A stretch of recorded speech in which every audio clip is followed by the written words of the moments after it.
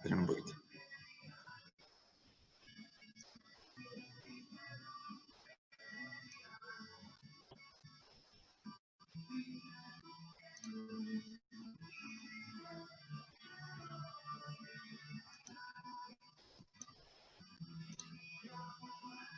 Si yo pongo mica, vamos a agregarlo a Mauro.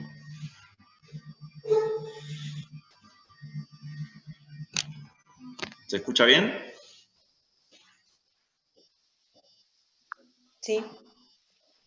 Bueno, vamos a ver. Durabilidad, ¿a qué? Si hablamos de durabilidad, ¿qué se les ocurre que es? ¿Con qué lo relaciona la durabilidad de una estructura de hormigón? Años de vida. ¿Cómo se denomina eso? ¿Años de vida? Vida útil.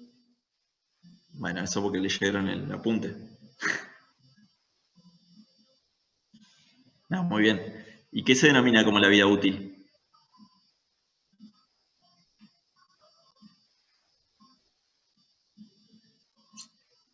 ¿Qué se les ocurre que es la vida útil? El tiempo en que se espera que esté activa la estructura o en uso. Sí, ¿y qué más? Y el tiempo que se pretende que la estructura funcione como en el día cero. Bien.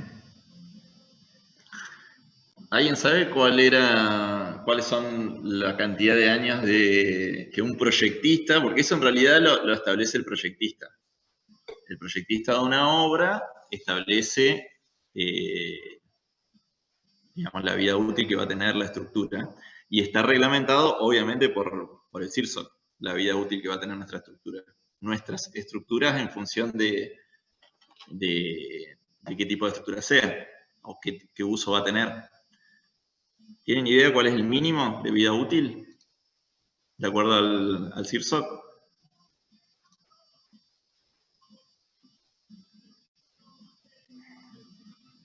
Son 50 años. Ahora, ¿qué se les ocurre que puede pasar?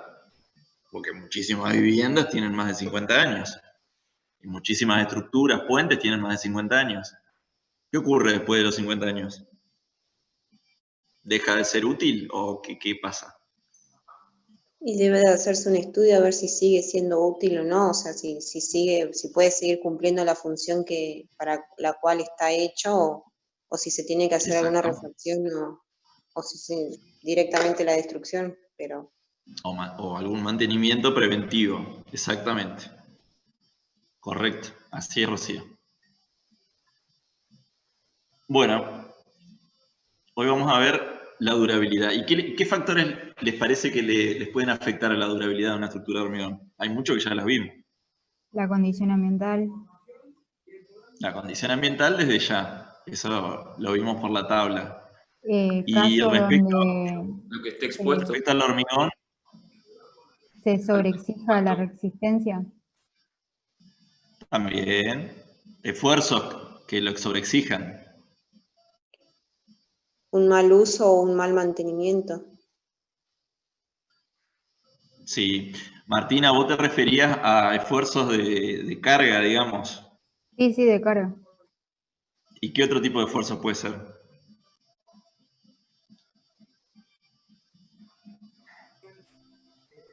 Los producidos por el mismo ambiente. Capaz que algo no se proyectó para la posibilidad de que haya un terremoto o algo por el estilo. Bien. ¿Qué otra cosa puede ser? ¿Cuál es la deformación más común que se da en los materiales en general?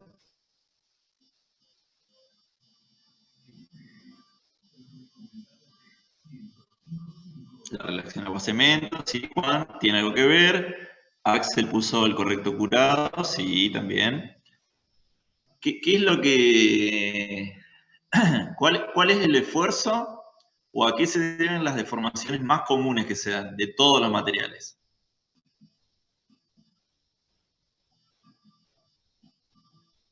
La variación de temperatura. Bien, Agustín. La variación de temperatura nos afecta a todos. eso produce dilataciones y contracciones que son justamente por la variación de la temperatura. En invierno se contrae y en verano se dilatan. O a alta temperatura se dilatan, baja temperatura, contracciones. Entonces, uno de los factores que lo puede influir a la durabilidad, desde ya que es la variación de las temperaturas. Es más, le diría que esa es la que, en general, es la que más influye en la patología de todo tipo de construcción. Porque justamente, fíjense, en muchas de las viviendas pasa de que los muros presentan fisuras y muchas veces tiene que ver por una diferencia en las dilataciones y contracciones de, por ejemplo, las vigas con respecto a la mampostería si no están cosidas, ¿sí? Que se denomina eso cuando uno pone barras para que, digamos, trasladen los mismos esfuerzos y se muevan juntos, digamos. La suerte en el caso del hormigón es que nosotros en el hormigón armado que tenemos las barras y el hormigón tienen la misma dilatación térmica, el mismo coeficiente de dilatación. Eso hace que trabajen bien juntos. Entonces por ahí la temperatura sí nos va a influir, pero no tanto como otros materiales. Sí nos va a influir mucho lo que tiene que ver, por ejemplo, con el congelamiento y el deshielo, o por ejemplo, la durabilidad puede estar afectada, por ejemplo, por un incendio, ¿sí? Como bien dijo Martina, puede ser un terremoto, ¿sí? Y dentro de la conformación del hormigón, ¿qué les parece? Juan dijo, a ver, voy a leer un poquito. Juan dijo la relación agua-cemento, que sí es importante. El curado es muy importante. Hay muchos factores importantes, ¿eh?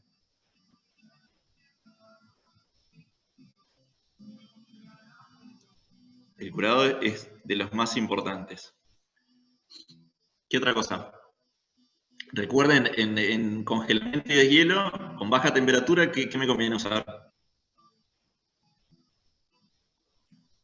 Incorporador de aire. Incorporador de aire, muy bien. Fluidificante para disminuir la cantidad de agua. Sí, pero básicamente es el tema del incorporador de aire. Y el fluidificante también es bueno, porque yo lo que tengo que evitar es que se me formen capilares, ¿sí? Que permitan el ingreso de humedad y en el caso de congelamiento y de hielo que se me produzca justamente el hielo, digamos, producción de hielo dentro de la masa del hormigón que me produciría, digamos, una expansión y esa expansión me provoca tracción en el hormigón que va a producir fisuras, ¿sí? Más allá de la demora, digamos, o al etardamiento respecto al tiempo de fraude, ¿sí? Y al tiempo de desarrollo de la resistencia del hormigón. Bueno, vamos a ver un poquito.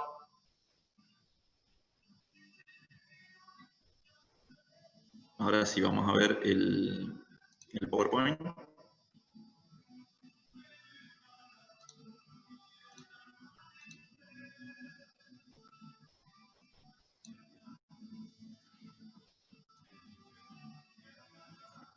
Bueno, fíjense. Cuando hablamos de... Perdón, hay una antes. La durabilidad. Hay factores agresivos. Bueno, no lo dijimos, pero la reacción alcalicílice, por ejemplo, con respecto a reacciones químicas o la carbonatación, por ejemplo. Hay distintos tipos de patologías que ya las vamos a ver, que influyen químicamente sobre las características del hormigón, ¿sí? Y van a influir sobre justamente la durabilidad. Bueno, afectan los agentes químicos, cargas, que serían los esfuerzos, muy bien, y reacciones entre los distintos componentes. Esa, por ejemplo, sería la reacción alcalicílice.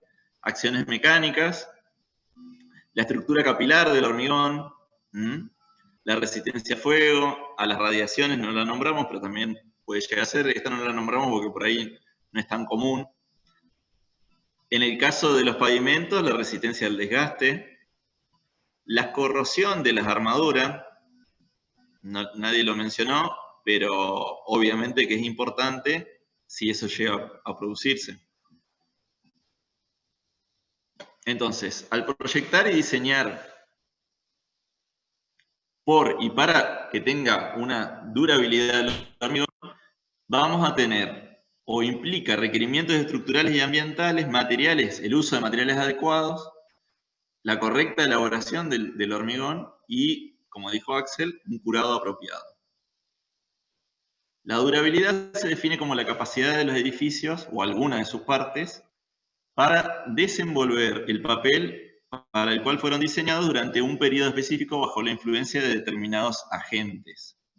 Esos agentes son justamente agentes atmosféricos, físicos, mecánicos, ¿sí? Físicos de esfuerzo, agentes atmosféricos de temperatura, ¿sí?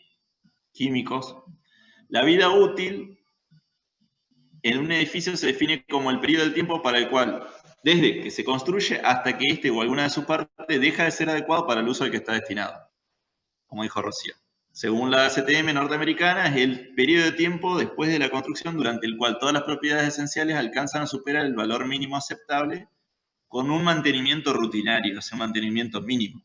Esa es otra forma, digamos, de establecerlo. Si ustedes ven que yo tengo en el eje de abscisas, perdón, de abscisas, tiempo, y en el eje de ordenadas requerimientos, ¿qué diferencia ven entre la vida útil de la estructura 1 y la vida útil de la estructura 2, que es más corta? En el caso de una estructura 2, que es más corta, yo puedo prolongar su vida útil haciendo una intervención extraordinaria de mantenimiento, ¿sí? Esto muchas veces se tiene en cuenta en los caminos. Por ahí no es tan común en los edificios o en algunas obras de infraestructura importante, por ejemplo, una represa o un puente. Un puente me refiero a los pilares de un puente, pero sí es bastante común el concepto de durabilidad y de vida útil en caminos, sobre todo en rutas y autopistas. ¿Por qué se les ocurre que puede llegar a hacer eso?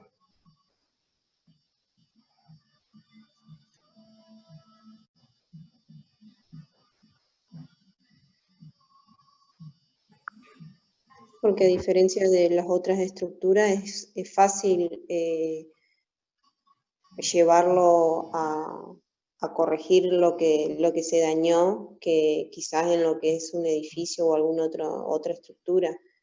Se cortaría la ruta y se trabaja, como no te digo que de cero, pero se puede hacer un trabajo intenso en lo que es ruta o caminos. Exacto. Bueno, para que se den una idea, bueno, me imagino que se dan una idea, piensen de que una ruta se calcula, se proyecta y se diseña según espesores, ¿sí? Espesor de la base, de la subbase, de la subrasante, ya lo van a ver en vías de comunicación. Y justamente uno de los, digamos, de los factores que yo puedo modificar es el espesor de la capa de rodamiento, que es la final. Ese espesor de capa de rodamiento es para un cierto tránsito y un cierto tiempo. Y yo puedo decir que esa capa de rodamiento sea más fina de la que yo necesito para tener, por ejemplo, una estructura número 1. ¿Sí? Obviamente que una estructura 1 que tiene una vida útil en el tiempo mayor al doble de la estructura 2 implica seguramente un espesor mayor, en el caso de un camino, de una ruta, de un pavimento rígido, que se denominan así los pavimentos rígidos, son los pavimentos de hormigón. Pavimento flexible son los pavimentos de asfalto, ¿sí? Entonces, en un pavimento rígido, yo puedo decir que mi vida útil de la estructura 1 obviamente va a estar ligado a los espesores, por ejemplo, de la capa de rodamiento, de las losas de hormigón. Entonces yo puedo bajar y calcular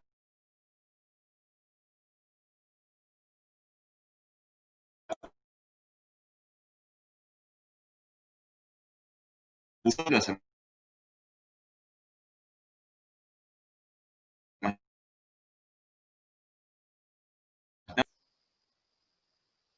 mencionar